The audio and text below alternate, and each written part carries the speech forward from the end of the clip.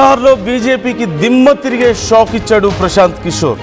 పీకే కొట్టిన దెబ్బకు ఓటమి నుంచి బయటికి రాలేకపోతుంది బీజేపీ జాతీయ అధ్యక్షుడు ఖాళీ చేసిన స్థానంలో పీకే విజయం సాధించడం సంచలనంగా మారింది. బంకీపూర్ బైపోల్లో 19,324 ఓట్ల భారీ మెజార్టీతో ప్రశాంత్ కిషోర్ గెలిచాడు. 1995 తర్వాత బంకీపూర్లో మొదటిసారి బీజేపీ ఓడిపోయింది. బీజేపీ ఓటమికి ముఖ్యంగా 4 కారణాలు కనిపిస్తున్నాయి. చివరి నిమిషంలో పోటీ నుంచి బీజేపీ అభ్యర్థి అభిషేక్ బంటి తప్పుకోవడం, హడావడిగా పెద్దగా పేరు లేని నీరజ్ కుమార్కు బీజేపీ టికెట్ ఇవ్వడం, సీజేపీకి మద్దతుగా బీహార్లో ఆందోళనలతో వ్యతిరేకత, అలాగే ఆర్జేడీ అభ్యర్థి కాకుండా ప్రశాంత్ కిషోర్కు అక్కడ ఉన్నటువంటి మైనారిటీస్ మద్దతు ఇవ్వడం, ఇలాంటి కొన్ని కారణాలు కనిపిస్తున్నప్పటికీ కూడా సుదీర్ఘకాలంగా ఆ స్థానాన్ని 30 ఏళ్లుగా ఆ స్థానంలో పట్టు నిలుపుకుంటున్నటువంటి బీజేపీ ఇప్పుడు ఓడిపోవడం సంచలనం అయింది. అందులోనూ ప్రశాంత్ కిషోర్ తన లైఫ్లో ఫస్ట్ టైం రాజకీయాల్లో గెలవడం కూడా చాలా కీలకమైనటువంటి పరిణామంగానే చెప్పుకోవచ్చు. ఇది ఎటువైపు దారి తీస్తుంది అనేది చాలా ఇంట్రెస్టింగ్గా ఉంది. అది కూడా 19,000కు పైగా ఓట్ల మెజారిటీతో గెలవడం అనేది మరింత సంచలనంగా మారడం అక్కడ మనం చూస్తున్నాం. నితిన్ నబీన్ 2026 ఏప్రిల్లో రాజ్యసభ సభ్యుడిగా ఎన్నికయ్యారు. బంకీపూర్ నుంచి ఆయన ఎమ్మెల్యేగా ఉన్న సందర్భంలో రాజ్యసభకు వెళ్ళిన తర్వాత ఆయన అసెంబ్లీ సభ్యత్వానికి రాజీనామా చేయడం, ఈ నేపథ్యంలో అక్కడ ఉప ఎన్నిక రావడం మనం చూస్తూనే ఉన్నాం. ఈ ఉప ఎన్నికల్లో చాలా డ్రామానే జరిగింది అక్కడ. కాకపోతే రీసెంట్గా జరిగినటువంటి కొన్ని నేషనల్ ఇష్యూస్, అలాగే బీజేపీ తప్పిదాలు కొన్ని ఖచ్చితంగా అక్కడ ప్రభావం చూపించాయి. మరోవైపు ప్రశాంత్ కిషోర్కి తన లైఫ్లో ఇది చాలా పెద్ద విషయం. కొన్ని పార్టీలనే అధికారంలోకి తీసుకొచ్చిన చరిత్ర ఆయనకుంది. అంటే ఆ సపోర్ట్ ఇచ్చి కొంత స్ట్రాటజిస్ట్గా చాలా మంచి పేరుంది. అలాంటి వ్యక్తి ఓడిపోతూ వస్తున్నారు వరుసగా. ఒక్క సీటు కూడా గెలవలేదు మొన్న జరిగినటువంటి ఎన్నికల్లో. అలాంటిది ఇప్పుడు ఒక్కసారిగా ఆయన స్వయంగా గెలవడం అనేది చాలా పెద్ద సంచలనంగా మారింది. 2025 బీహార్ అసెంబ్లీ ఎన్నికల్లో జన్సురాజ్ పార్టీ ఒక సీటు కూడా గెలవకపోవడంతో చాలా పెద్ద గందరగోళం జరిగింది. ఆయన మీద చాలా రకాల విమర్శలు, లేదంటే జోక్స్ మనం చూసాం, బీజేపీ కూడా ఇంక్లూడింగ్. సో ఇప్పుడు గెలవడం మాత్రం ఒక హిస్టరీ అనే చెప్పొచ్చు. అందులోనూ 30 ఏళ్ళుగా బీజేపీకి పట్టున్నటువంటి అదే ప్లేస్లో గెలవడం మరింత సంచలనంగా మారింది. ఒకసారి పీకే ఏమన్నారో చూద్దాం ఈ గెలుపు తర్వాత.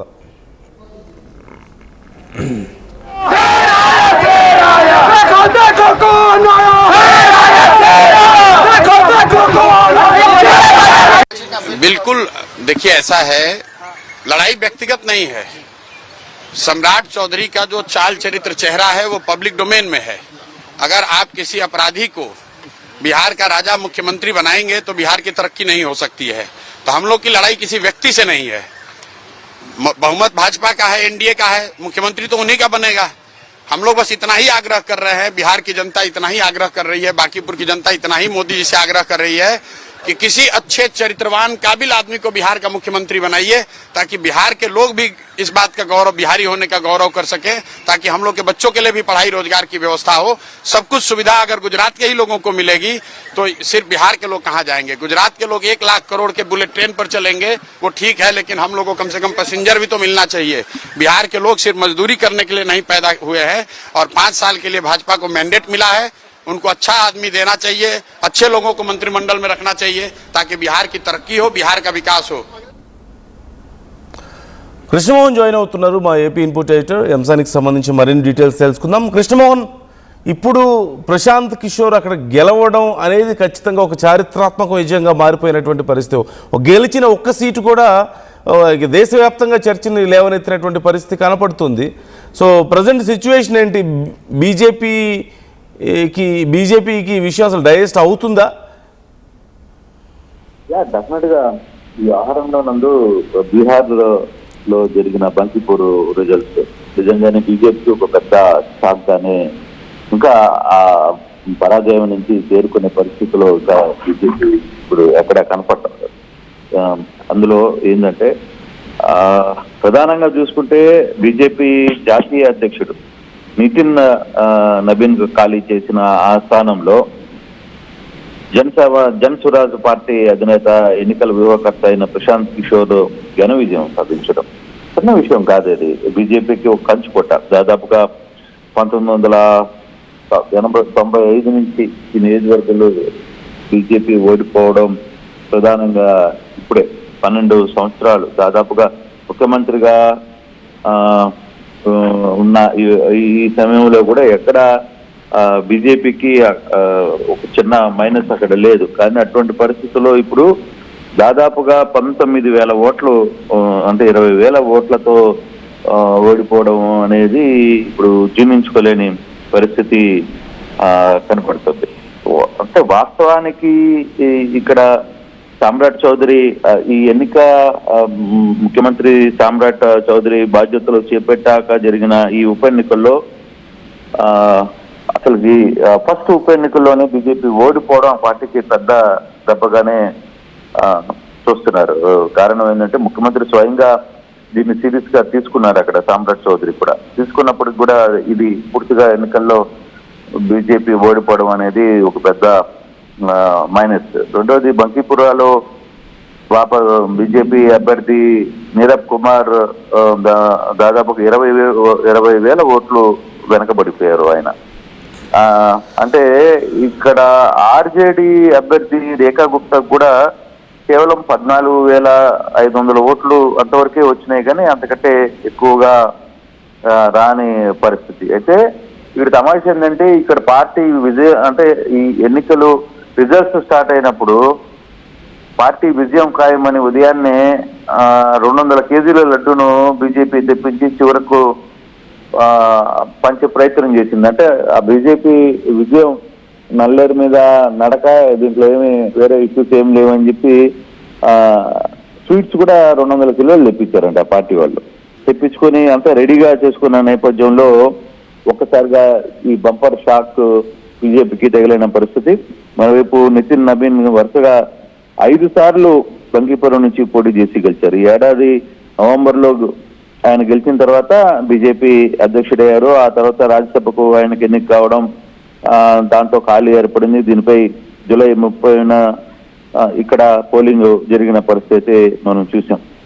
అయితే ఎందుకు ఈ విషయం జరిగింది అనేది అంటే కేవలం మధ్యప్రదేశ్ లో కూడా వాళ్ళకి షాక్ తగిలిన పరిస్థితి. గుజరాత్ లో మాత్రం కొంత నిలబెట్టుకున్న, మధ్యప్రదేశ్ లో కూడా వాళ్ళకి పెద్ద షాక్ తగిలింది. జరిగిన 3 ఉప ఎన్నికల్లో 2 ఓడిపోవడం బీజేపీ, అది వాళ్ళు జీర్ణించుకోలేని పరిస్థితిగానే మనకి కనపడుతుంది నందు.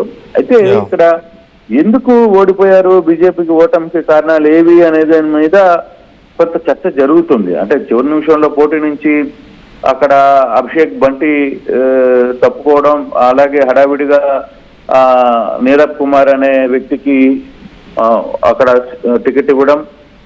మూడవది ఏంటంటే ఇటీవల కాలంలో జంతర్ మంతర్ జరిగిన ఈ ధర్నాలో బీహార్ లో కూడా పెద్ద ఎత్తున బీజేపీకి మద్దతుగా వాళ్ళు ర్యాలీలు నిర్వహించడం, ఇవన్నీ కూడా కొంత ప్రశాంత్ కిషోర్ కి ప్లస్ పాయింట్ అయింది. మరోవైపు ముస్లింస్ ఆర్జేడీని కాదని పూర్తిగా ప్రశాంత్ కిషోర్ వైపు వెళ్ళడం, అంటే అక్కడ ఎక్కడో ఒక శక్తిని డెఫినెట్ గా బీజేపీకి ఒక షాక్ ఇవ్వాలి అనుకుని ఇది జరిగిన పరిస్థితి. దీంతో ఇప్పుడు బీజేపీ ఈ ఓటమి నుంచి అంత త్వరగా బయటపడే పరిస్థితిలో కనపడడం లేదు. So right thank you Krishnamohan, thanks for the details. So మొత్తం మీద ఇప్పుడు జరిగినటువంటి ఈ ఎన్నికల్లో మాత్రం కొంత ప్రశాంత్ కిషోర్ గెలుపు అనేది ఇది కేవలం బీజేపీ ఓటమిగా మాత్రమే చూడలేం. ప్రశాంత్ కిషోర్కి కూడా తన రాజకీయ భవిష్యత్తుకి ఒక పునాది పడిందనే చెప్పొచ్చు. ఇన్నేళ్లుగా ఎన్నో పార్టీలను గెలిపించిన క్రెడిట్ ఆయన తీసుకున్నారు, కానీ ఆయనకు మాత్రం గెలవలేకపోయినటువంటి పరిస్థితి. ఒక్కటంటే ఒక సీటు కూడా 25లో గెలవలేకపోయారు బీహార్ అసెంబ్లీ ఎన్నికల్లో. కానీ ఈ బై ఎలక్షన్స్లో ఇక బీజేపీ మా సీటు మేము ఇందులో ప్రత్యేకంగా గెలిచేదే ఉంది, గెలిచిన సీట్లోనే మళ్ళీ ఏదో పోటీ చేస్తున్నాం ఫార్మాలిటీకి అన్నట్లుగా ఉంది వాళ్ళ ఒపీనియన్. అలాంటి ప్లేస్లో మరొకసారి గెలవడం అనేది చాలా సంచలనంగా మారింది. మరోవైపు ఇప్పుడు గుజరాత్లో కూడా బై ఎలక్షన్స్ జరగడం మనం చూసాం. ఈ నేపథ్యంలో ఇక్కడ మొత్తం 3 చోట్ల బాంకీపూర్ బీహార్లో ఇప్పుడు ఇక్కడ ప్రశాంత్ కిషోర్ విజయం మనం చూస్తున్నాం. దాతియా మధ్యప్రదేశ్, అలాగే మంజల్పూర్, గుజరాత్ ఈ 3 చోట్ల కూడా బై ఎలక్షన్స్ జరిగాయి. ఇందులో గుజరాత్లో బీజేపీ విజయం సాధించింది, కానీ ఈసారి మెజారిటీ బాగా తగ్గడం కూడా ఇక్కడ మనకు కనిపిస్తుంది. అండ్ మధ్యప్రదేశ్లో జరిగినటువంటి ఈ బై ఎలక్షన్స్లో దాతియా నియోజకవర్గంలో ఘనశ్యామ్ సింగ్ గెలిచారు కాంగ్రెస్ నుంచి. సో మొత్తం 3 చోట్ల ఉప ఎన్నిక జరిగితే కేవలం 1 చోట మాత్రమే, గుజరాత్లో మాత్రమే బీజేపీ గెలిచింది. అది కూడా గతంతో పోలిస్తే మెజారిటీ చాలా తగ్గడం కూడా ఇక్కడ మనం చూస్తూ ఉన్నాం. సో గతంలో 1,20,000 ఓట్లు వస్తే ఆ అభ్యర్థికి ఇప్పుడు కేవలం 55,000 ఓట్లు మాత్రమే వచ్చాయి ఈసారి గెలిచినా సరే. సో చాలా డ్రాస్టిక్ చేంజ్ కనిపిస్తుంది. మరోవైపు మధ్యప్రదేశ్ అలాగే ఇటు బీహార్లో పరిస్థితి ఎలా ఉందో మనం చూస్తున్నాం. ఒక చోట కాంగ్రెస్ గెలిచింది, ఘనశ్యామ్ సింగ్ గెలిచారు కాంగ్రెస్ మధ్యప్రదేశ్లో దాతియా నుంచి, అలాగే బాంకీపూర్ నుంచి ఇప్పుడు ప్రశాంత్ కిషోర్ మనం చూస్తున్నాం జన్ స్వరాజ్ పార్టీ. సో మొత్తం మీద రీసెంట్గా జరిగినటువంటి ఇన్సిడెంట్స్, దేశవ్యాప్తంగా చోటు చేసుకున్నటువంటి పరిణామాలు, కేంద్ర ప్రభుత్వం మీద జరిగినటువంటి ఈ జన్జీ పోరాటం కానీ ఇవన్నీ కూడా కొంత ఇంపాక్ట్ చూపించాయి అన్నట్లు కనపడుతుంది. ఓ పక్క దేశ విదేశాలకు మోదీ వెళ్తున్నారు, ప్రపంచ విశ్వగురువుగా మనం ఎదుగుతున్నాం, ఆయన పెద్దన్నలాగా మారిపోయారు ప్రపంచ దేశాధినేతలు అందరికీ అని చెప్పేసి చాలా గొప్పగా బీజేపీ ఓవైపు ప్రమోట్ చేసుకుంటుంది. మీన్వైల్ జరుగుతున్నటువంటి ఉప ఎన్నికల్లో మాత్రం బీజేపీ ఇక ఏదో సామెత ఉంటుంది కదా, చావు తప్పి కన్ను లొట్టబోయిందని, అలాంటి పరిస్థితుల్లో 3 చోట్ల బై ఎలక్షన్స్ జరిగితే 1 చోట మాత్రమే గెలిచిన, అది కూడా తక్కువ మెజార్టీ, గతంతో పోలిస్తే చాలా తక్కువ ఓట్లు వచ్చాయి. So there is some mood change in public, ఏదో ఒక చిన్న చేంజ్ కనిపిస్తుంది. BJP is trying their level best. కొంత ఇంటర్నేషనల్ లెవెల్లో మనకున్న పాపులారిటీ మరింత 100 రెట్లు పెరిగింది, మోదీ పెద్దన్న అయిపోయారు, ఇక మనకు తిరుగులేదు, మనం తిరుగులేని శక్తి, విశ్వ గురువు, మన దేశంలో సాధించాల్సింది కాదు ఇక ప్రపంచంలో సాధించాల్సిన దాని గురించి భారతదేశం ముందడుగు వేస్తుంది మోదీ సారథ్యంలో అంటూ చాలా గొప్పగా చెప్తూ ఉన్నారు. కానీ ఇంటర్నల్గా there is some mood change in the society, మనకు అది చాలా క్లియర్గా ఇక్కడ అర్థమవుతుంది. ఏదో ఒక రకమైన మార్పును కోరుకుంటున్నారా, లేకపోతే ఒక అసంతృప్తి చూపిస్తున్నారా అనేది తెలియదు. కానీ రోజుకు ఒక ఇష్యూ తెర మీదకి వస్తుంది. పార్లమెంట్ దగ్గర జరుగుతున్న గొడవలు మనం చూస్తున్నాం, యూత్ రోడ్ల మీదకి రావడం మనం చూస్తున్నాం, రైతులు మళ్ళీ రోడ్డు ఎక్కడం మనకు కనిపిస్తుంది. ఇలా ఇంటర్నల్గా ఉన్న ఇష్యూస్ మీద బీజేపీ ఫోకస్ చేయడం లేదా, లేకపోతే చేయలేకపోతున్నారా, సక్సెస్ అవ్వలేకపోతున్నారా ఇన్సిడెంట్స్లో, ఆ విషయాల్లో. So how do you see this situation? ఈ రిజల్ట్స్ మీకేమనిపిస్తున్నాయి? ఈ అంశానికి సంబంధించి మీ అభిప్రాయాలు ఎలా ఉన్నాయి? Try to comment your opinions.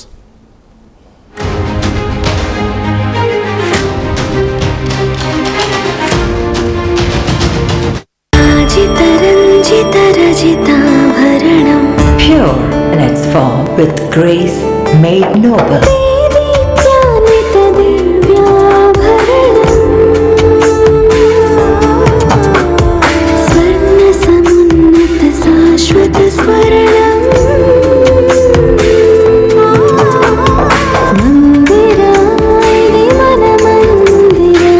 Mandira Premium Silver Jewelry by Manipali.